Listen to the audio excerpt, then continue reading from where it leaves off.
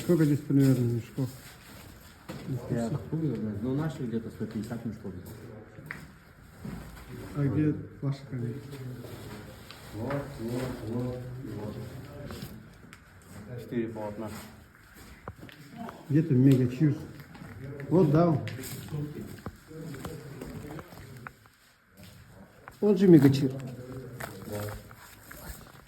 Я ответил. Ну, приколюшка. А? Матюха говорит, что наша ряпушка здесь затаренная. Вот он мега чир. 4, да, должен быть килограмм? Слушай, 3-4. Ну, это, наверное, 5, наверное. Что говоришь?